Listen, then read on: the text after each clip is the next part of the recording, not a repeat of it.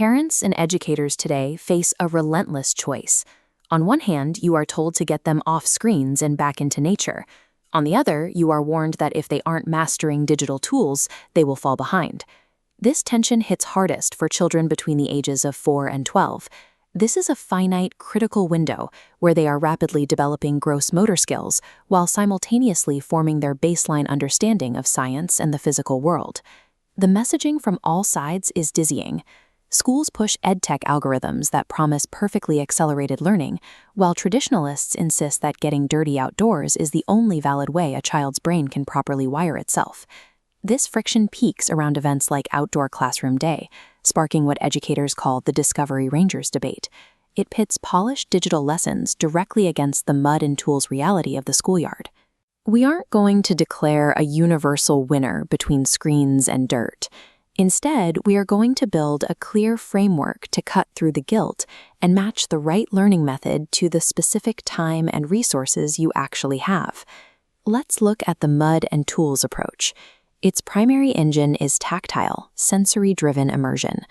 Learning biology by physically feeling the soil helps wire a child's brain for deeper cognitive retention. Digital learning operates on entirely different machinery. Its core advantage is scalable, adaptive personalization. The curriculum shifts mathematically to match the exact pace of the student. When you look at them side by side, the contrast is stark. The tablet offers high accessibility with low sensory input, while the muddy schoolyard delivers high sensory engagement but demands a high amount of physical friction. This creates a direct trade-off. You are trading the amount of logistical effort you expend for the specific type of knowledge that gets successfully transferred. Recognizing this trade-off is your starting point. Searching for a flawless system will leave you exhausted. If your time and budget are limited, you have to know exactly what you are sacrificing when you pick a tool. This chart maps cognitive and health impact against logistical effort. The biological returns here are massive. Just 20 to 30 minutes of unstructured outdoor exposure provides essential vitamin D, while lowering daily stress and anxiety. Academically, the environment acts as a real-time physics lab. Children learn gravity and structural stability simply by watching water stress test a miniature mud dome. Because nature play lacks rigid structure, it forces spontaneous problem solving. This organically builds a level of independence and peer socialization that structured indoor classrooms struggle to replicate. But those benefits are expensive. Accessing them safely demands extreme logistical friction. Securing funding for buses and field trips to natural areas is notoriously difficult, placing a severe financial strain on underfunded schools. Add in unpredictable weather, and educators lose their strict curriculum piecing. It also makes formal, real-time grading nearly impossible when 20 kids are running through the brush. These methods produce measurable gains in physical health and cognitive focus, but they require funding and logistical stamina that many educators simply cannot sustain. Digital learning platforms flip that equation entirely. Their primary operational advantage is physical friction drops to zero.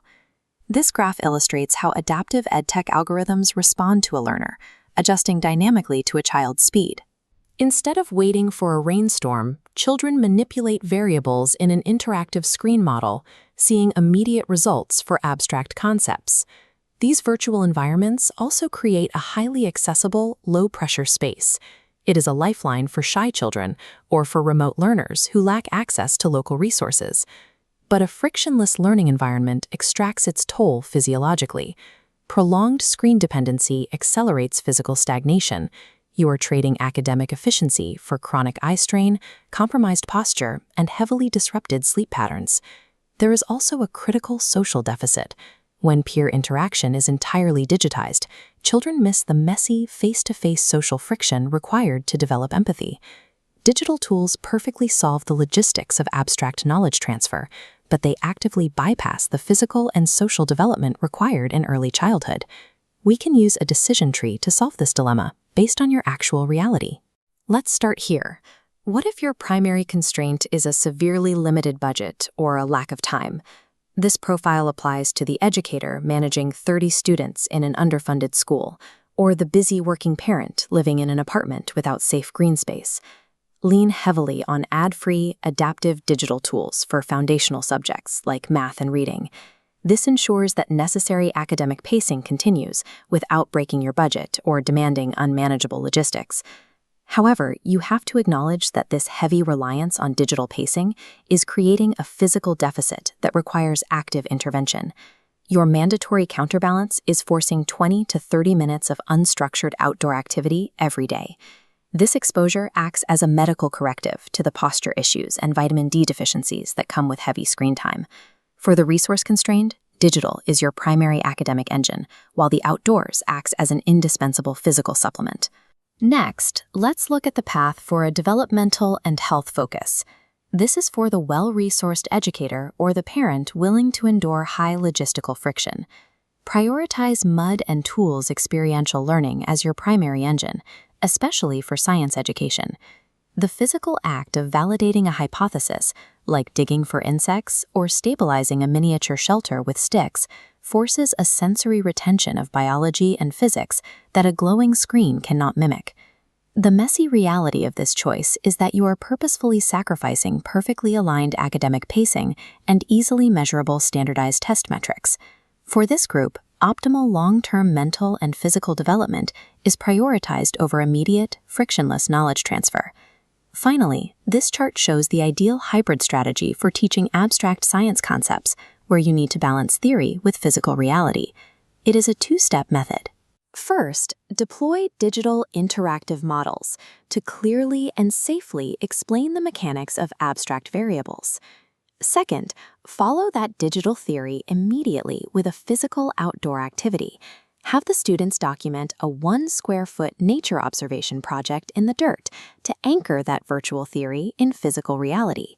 Mastering modern education means abandoning the search for a single perfect method. Deploy your digital tools for scalable theory and use the outdoors for the indispensable reality of growing up.